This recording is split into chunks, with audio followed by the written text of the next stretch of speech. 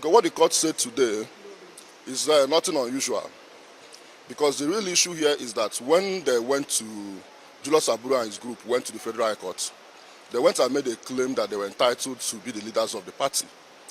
Then that judgment was set aside by the Court of Appeal, but in so doing, the Court of Appeal went ahead and declared Abure the national chairman.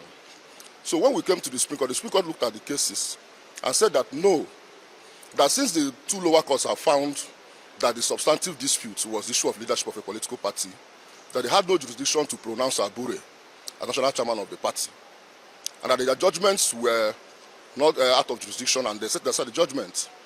And also the Supreme Court went ahead to make the point that political parties, on the need for political parties to be well guided by their constitution and guidelines, especially on the issue of tenure of officers. And that Julius Abure's tenure, he has outlived his tenure. So that is the purpose of the judgment. And that the issue of who determines leadership of a political party is entirely within the domestic realm of a political party, and not for the two lower courts to look at. So that is essentially what the Supreme Court did today. So by necessary implication, Julius Abure, from our understanding of the judgment, ceases to be the national chairman of the party, having outlived his tenure under the party's constitution. And the party, it was also before the court that the party had established and appointed a caretaker committee in its place, so that the two lower courts had no business whatsoever going into the case filed before the two lower courts. It's something that is quite deserving.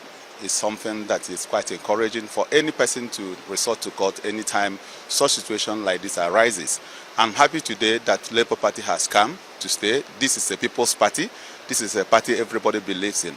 And I want to thank the member and congratulate all the members of the NCC, from the our national chairman, Senator Nenadi Usman, and all other members of the National Caretaker Committee, and also the entire leadership of our NWC, NEC, where you have the TUC members, where you have the NLC members, where you have the Governor Alex Otti and the Deputy Governor, and every other person that is a member of the Labour Party, and all the faithfuls that believe in democracy.